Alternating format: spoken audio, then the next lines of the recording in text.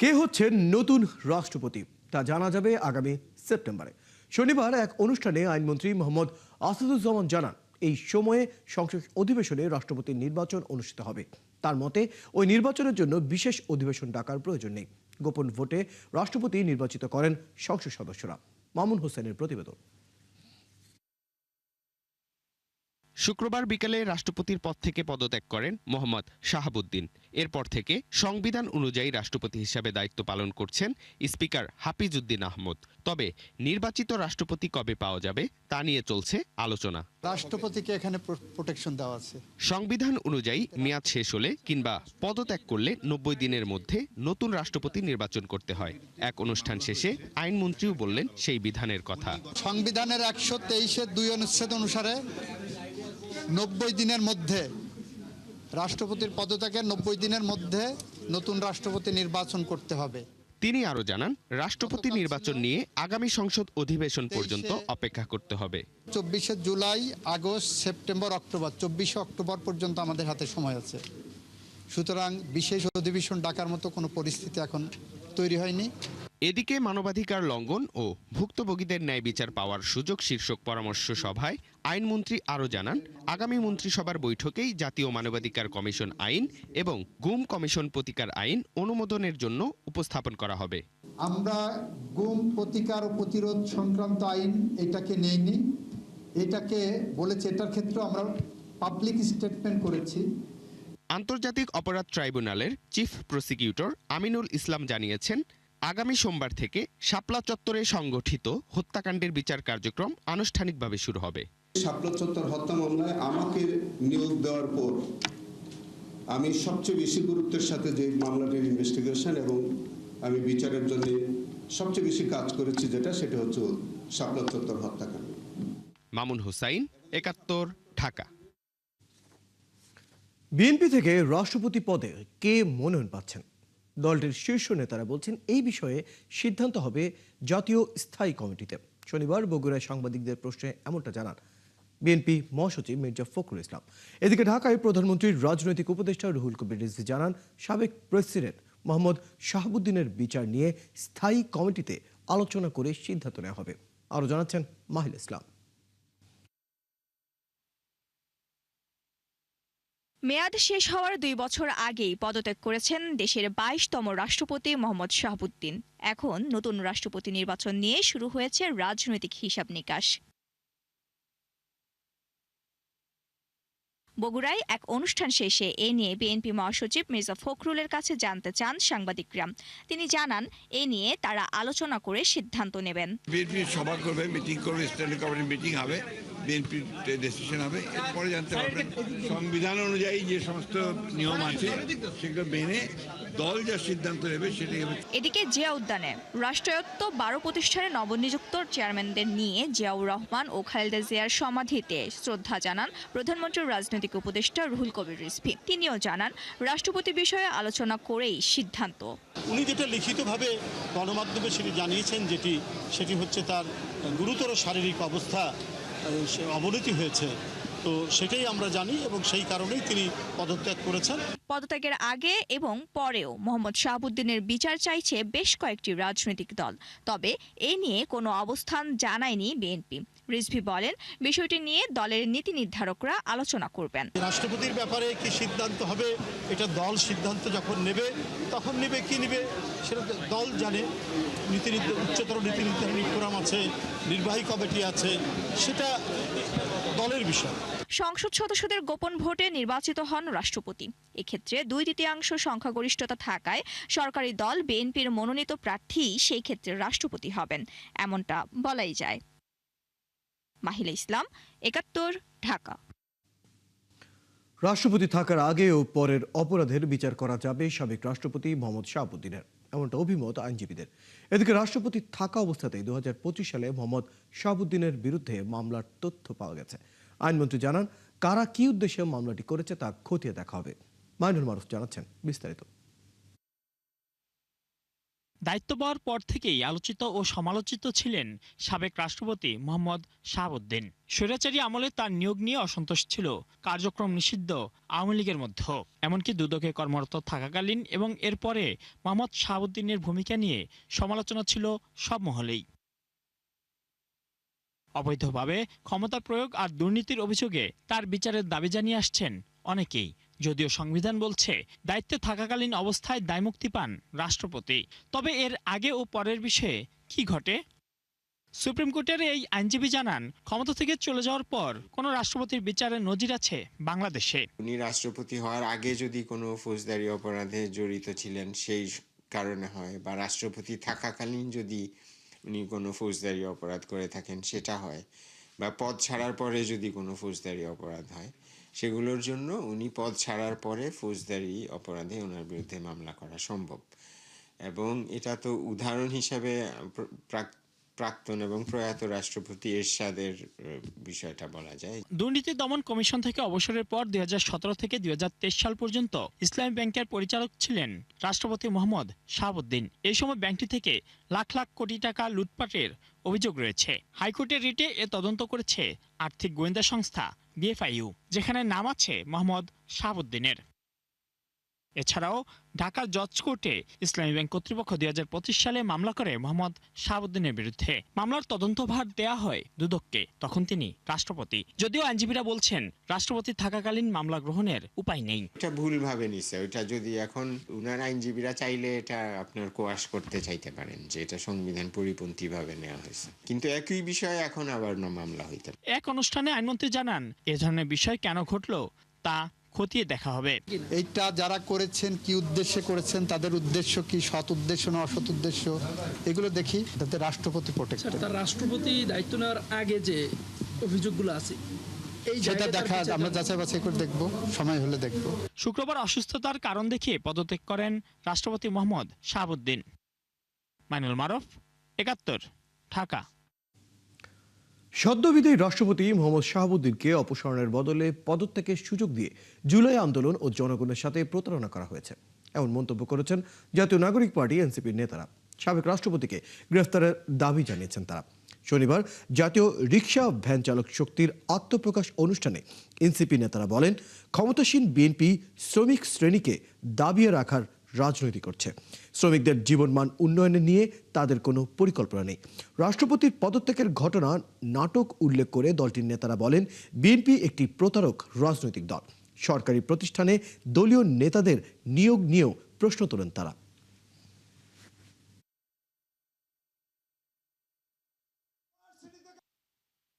শাহাবুদ্দিন চুপ্পু পদত্যাগ করেছে, আমরা তাকে অপসারণের দাবি করেছিলাম, আপনারা তাকে সসম্মানে পদত্যাগ করার সুযোগ করে দিয়েছেন। এটা আমাদের হৃদয়ে ক্ষতের সৃষ্টি করেছে। আপনাদের সুযোগ এসেছে, সেই অপরাধ বোধ যদি আপনাদের হৃদয়ে আসে তাহলে দ্রুত তাকে গ্রেফতার করে আপনারা সেই পাপ মোচনের চেষ্টা করুন। আমরা দেখলাম যে বাংলাদেশের 12টা সংস্থা এবং প্রতিষ্ঠানে তারা দলীয় পদধারী ব্যক্তি যারা আছে তাদেরকে তারা নিয়োগ করেছে। আমরা তাদেরকে বলতে চাই যে প্রতিষ্ঠানগুলোতে স্বচ্ছভাবে নিয়োগ হওয়ার কথা, সেই প্রতিষ্ঠানগুলোতে সরকার যদি দলীয় পদধারী নেতা কর্মীদেরকে যদি নিয়োগ দেয় তাহলে কি দেশে গণতন্ত্র কোনোভাবে অবশিষ্ট থাকতে পারে? গণতন্ত্র অবশিষ্ট থাকে না। গণভোটের গণরায় ও জুলাই সনদ বাস্তবায়ন না হওয়া পর্যন্ত 11 দলীয় জোটের আন্দোলন চলবে। সিলেটের ঐক্যের বিভাগীয় সমাবেশে বললেন জামাতে ইসলামীর আমির ডাক্তার শফিকুর রহমান। সমাবেশে এনসিপি আহ্বায়ক নাহিদ ইসলাম বলেন, বর্তমান নির্বাচন কমিশনের অধীনে কোনো স্থানীয় নির্বাচন হতে দেওয়া হবে না। আর এলডিপির চেয়ারম্যান আলী আহমেদ দেশে ফিরলে সোহরাওয়ার্দী উদ্যানে শেখ হাসিনার ফাঁসির দাবি তোলেন। হোসেন আহমেদ সুজাদের প্রতিবেদন। দুপুর থেকেই 11 দলীয় ঐক্যজোটের বিভাগীয় সমাবেশে যোগ দিতে মিছিলে মিছিলে দেশের বিভিন্ন জায়গা থেকে আসতে থাকেন জামায়াত, এনসিপি সহ জোটের বিভিন্ন পর্যায়ের নেতাকর্মীরা। সমাবেশে এনসিপি আহ্বায়ক নাহিদ ইসলাম বর্তমান নির্বাচন কমিশনের সমালোচনা করে বলেন, স্থানীয় সরকার নির্বাচনের আগেই নির্বাচন কমিশন পুনর্গঠন করতে হবে। এই দলীয়করণের ফলে দেশের নির্বাচন ব্যবস্থার যে উন্নতি আমরা চেয়েছিলাম সেই উন্নতি আবার সম্ভব হবে না। আগামী স্থানীয় সরকার নির্বাচনের আগেই নির্বাচন কমিশন সংস্কার করে পুনর্গঠন করতে হবে অথবা এই নির্বাচন কমিশনারদেরকে পদত্যাগ করতে হবে। প্রধান অতিথির বক্তব্যে বাংলাদেশ জামায়াতে ইসলামীর আমির ডাক্তার শফিকুর রহমান বলেন, দুর্নীতিকে প্রাতিষ্ঠানিক রূপ দেওয়া এই সরকার, তাদের বিদায় ছাড়া জনগণের মুক্তি নেই। জুলাই সনদ বাস্তবায়নে কোনো আপোষ করা হবে না বলেও কড়া বার্তা দেন তিনি। জনগণ পরিবর্তনের জন্য, সংস্কারের জন্য গণভোটে হ্যাঁ বলেছে, 70% মানুষ হ্যাঁ বলেছে। গণভোটকে আমরা অপমান করতে দেব না। গণভোটের গণরায় বাস্তবায়ন করেই আমাদের আন্দোলন ইনশাল্লাহ সফলতার দ্বার প্রান্তে পৌঁছবে। বাংলাদেশে আমরা আর কোনো ফেসিবাদ চাই না। দেশ থেকে দুর্নীতিবাজ, দেশ থেকে দুঃশাসন দূর না হওয়া পর্যন্ত আমাদের লড়াই তীব্র থেকে তীব্রতর হবে ইনশাআল্লাহ। সমাবেশে সভাপতির বক্তব্যে এলডিপি চেয়ারম্যান বীর বিক্রম কর্নেল অলি আহমদ বিএনপি সরকারের শাসন ব্যবস্থাকে কড়া হুঁশিয়ারি দিয়ে জানান, সবাই এক হলে সরকার পতন ঘটানো অসম্ভব নয়। কার্যক্রম নিষিদ্ধ আওয়ামী লীগের নেত্রী শেখ হাসিনা দেশে ফিরলে সুহরাওয়ার্দী উদ্যানে তার ফাঁসির দাবি তুলেন তিনি। আপাতত আসবে, কিন্তু এমন সমস্যা সৃষ্টি হচ্ছে, সাথে দুলাভাইকেও নিয়ে আসতে হবে। তা আপনারা প্রস্তুত থাকেন ফাঁসির রশি নিয়ে। এখানে আসলে এমনি কাজ চলবে না। এবার ফাঁসি ঢাকা কারাগারে হবে না, সরোয়ার্দী উদ্যানে করতে হবে। রাজশাহী, খুলনা, বরিশাল ও চট্টগ্রামের পর সিলেটের এই আয়োজনের মধ্য দিয়ে শেষ হলো জোটের বিভাগীয় পর্যায়ের সমাবেশ পর্ব। হুসাইন আহমেদ সুজাদ, ৭১, সিলেট। স্বনির্ভর, সমৃদ্ধ ও প্রযুক্তি নির্ভর দেশ গড়তে চায় সরকার। সেই লক্ষ্যে সেমিকন্ডাক্টর খাতকে জাতীয় অগ্রাধিকার হিসেবে বিবেচনা করার কথা জানালেন প্রধানমন্ত্রী তারেক রহমান। শনিবার রাজধানীর নভ থিয়েটারে 2 দিনের সম্মেলনের উদ্বোধনী অনুষ্ঠানে তিনি বলেন, পোশাক শিল্পের পরে সেমিকন্ডাক্টর শিল্প হতে পারে বাংলাদেশের জন্য নতুন সম্ভাবনাময় অর্থনৈতিক গন্তব্য। এই লক্ষ্য বাস্তবায়নে সবাইকে সমন্বিতভাবে কাজ করার আহ্বান জানান সরকার প্রধান। শফিকুল হকের প্রতিবেদন। সেমিকন্ডাক্টর শিল্পের উন্নয়ন, বৈশ্বিক প্রযুক্তি নেতৃত্ব, প্রযুক্তি খাতে প্রবাসী বাংলাদেশিদের সম্পৃক্ততা এবং উন্নত উৎপাদন ব্যবস্থাকে সামনে রেখে শুরু হলো ন্যাশনাল সেমিকন্ডাক্টর সিম্পোজিয়াম এবং biotechnology, electronics, AI and robotics summit 2026। রাজধানীর তেজগাঁওয়ে নভ থিয়েটারে 2 দিনব্যাপী এই সম্মেলনের আয়োজক বিজ্ঞান ও প্রযুক্তি মন্ত্রণালয় এবং বাংলাদেশ সেমিকন্ডাক্টর ইন্ডাস্ট্রি অ্যাসোসিয়েশন ও সিলিকন রিভার। এই 2 দিনের সামিট থেকে নতুন নতুন অংশীদারিত্ব, গবেষণা উদ্যোগ, বিনিয়োগের সুযোগ এবং উদ্ভাবনী চিন্তার জন্ম হবে ইনশাআল্লাহ। আমি এই সামিটের শুভ উদ্বোধন ঘোষণা করছি। সম্মেলনের উদ্বোধনী বক্তব্যে এ খাত নিয়ে অপার সম্ভাবনার কথা তুলে ধরেন প্রধানমন্ত্রী তারেক রহমান। ভবিষ্যৎ প্রজন্মের সামনে একটি মেধাভিত্তিক বাংলাদেশের অপার সম্ভাবনার বার্তাও পৌঁছে দেন তিনি। সুতরাং এই মার্কেটে প্রবেশ করার জন্য বাংলাদেশের সামনে একটা অপার সম্ভাবনা এবং সুযোগ বিদ্যমান। আমি দৃঢ়ভাবে আশা করি 2030 সালের মধ্যে সেমিকন্ডাক্টর শিল্প থেকে রফতানি আয়ের যে লক্ষ্যমাত্রা নির্ধারণ করা হয়েছে, ইনশাআল্লাহ বাংলাদেশ সেটা পূরণ করতে সক্ষম হবে। সরকার প্রধান জানান, সেমিকন্ডাক্টর শুধু একটি শিল্পই নয়, এটি আধুনিক সভ্যতার ভিত্তি।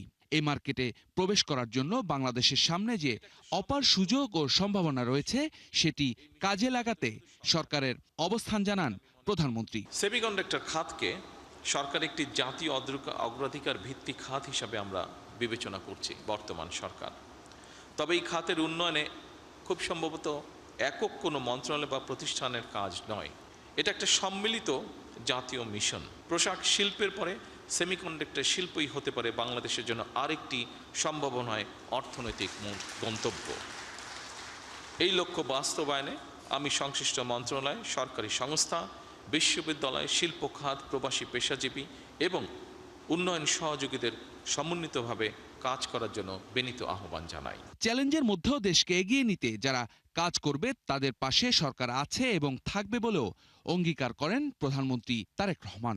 অদম্য ইচ্ছাকে কাঙ্ক্ষিত লক্ষ্যে পৌঁছে দেবার জন্য সাধ্য এবং সামর্থ্যের সবটুকু দিয়ে ইনশাআল্লাহ বর্তমান সরকার আপনাদের পাশে রয়েছে এবং থাকবে। শফিকুল হক, ৭১, ঢাকা। অগ্নিকাণ্ডের 5 দিনেও ঠিক হয়নি ক্ষতিগ্রস্ত এক্সেলারেট এনার্জি ভাসমান টার্মিনাল। ফলে তীব্র থেকে তীব্রতর হচ্ছে গ্যাস সংকট। এতে সবচেয়ে বেশি দুর্ভোগে যানবাহন চালকরা। ঘন্টার পর ঘন্টা অপেক্ষা করেও মিলছে না কাঙ্ক্ষিত জ্বালানি। এই সংকটের প্রভাব পড়েছে বাসাবাড়ি কিংবা শিল্প কারখানাগুলোতেও। আর জানাচ্ছেন রাকিব হোসেন, ছবি তুলেছেন দুর্লভ মজুমদার। রাজধানীর নিকুঞ্জ এবং খিলক্ষেতের মাঝামাঝি এই সিএনজি পাম্পটিতে বেলা 11টার দিকে বন্ধ হয়ে যায় কম্প্রেসার মেশিন, থমকে যায় যানবাহনে গ্যাস সরবরাহ।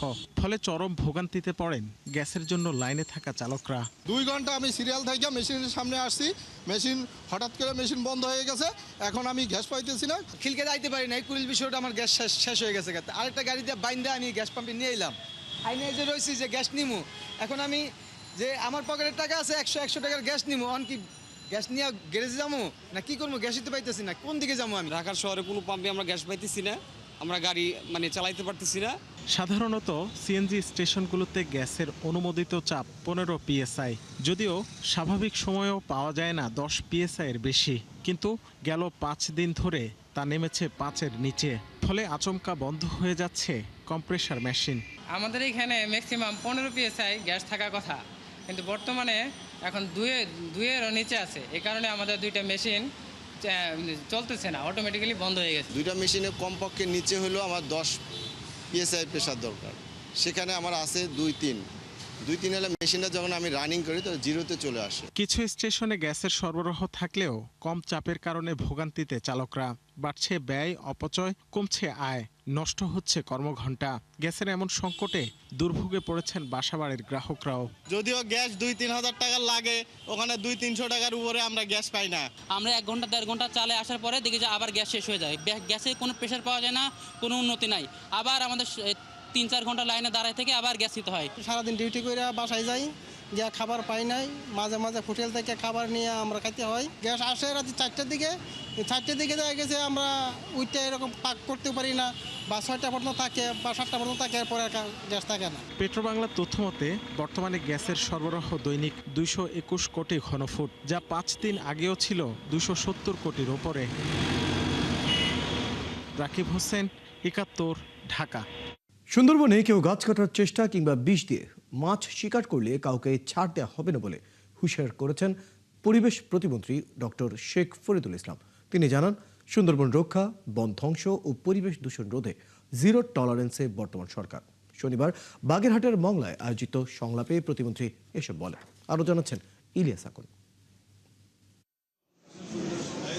জলবায়ু পরিবর্তনের মারাত্মক ঝুঁকিতে থাকা উপকূলীয় অঞ্চল এবং সুন্দরবন সুরক্ষায় বাগেরহাটের মংলায় এই সংলাপের আয়োজন করে বন ও পরিবেশ মন্ত্রণালয়। এতে অংশ নেন স্থানীয় সংসদ সদস্য সহ প্রতিমন্ত্রী ডক্টর শেখ ফরিদুল ইসলাম। এ সময় স্থানীয় জনপ্রতিনিধিরা সুন্দরবন সহ উপকূলীয় এলাকার পরিবেশ প্রতিবেশ রক্ষায় সরকারের কঠোর পদক্ষেপ প্রত্যাশা করেন। বর্তমান সরকার বিরোধী দল মিলে আমরা সেই তিস্তা বাঁধ সহ অন্যান্য বাঁধের ব্যাপারে আমরা যে পরিকল্পনা গ্রহণ করছি, আমরা ন্যায্য ফলের হিসাবের জন্য কাজ করছি।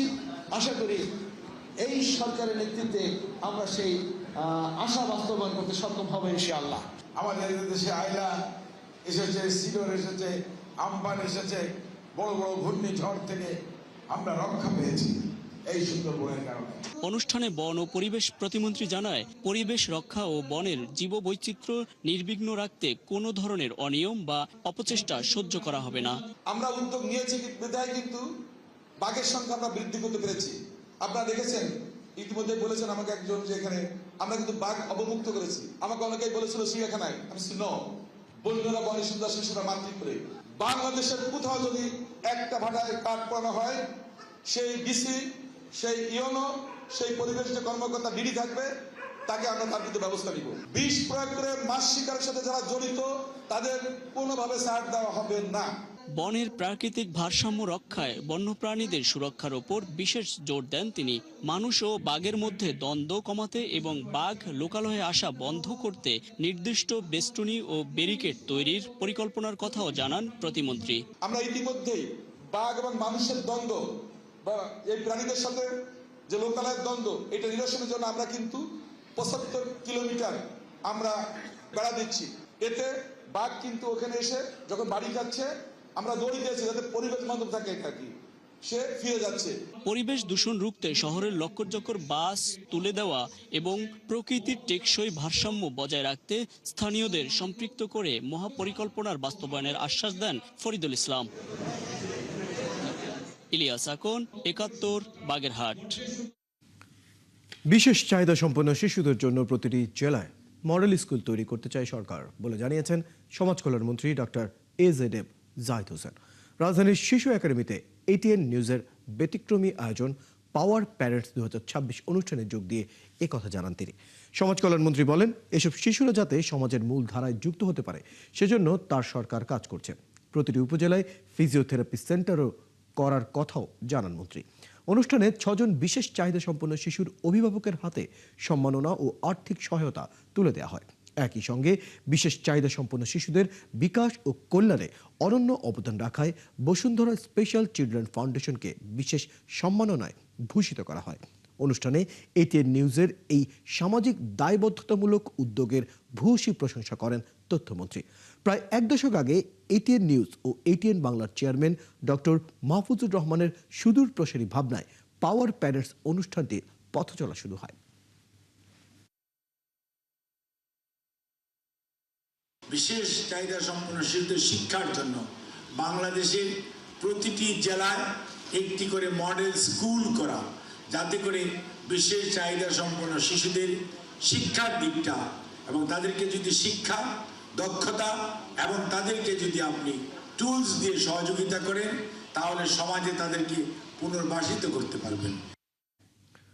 শিল্প, সাহিত্য, সংস্কৃতি সহ বিভিন্ন শাখায় বিশেষ অবদান রাখায় 30 ক্যাটাগরিতে গ্লোবাল স্টার অ্যাওয়ার্ড সেরাদের সম্মাননা দেওয়া হয়েছে। সন্ধ্যায় গ্লোবাল স্টার কমিউনিকেশনের আয়োজনে রাজধানীর একটি হোটেলে এই সম্মাননা দেওয়া হয়।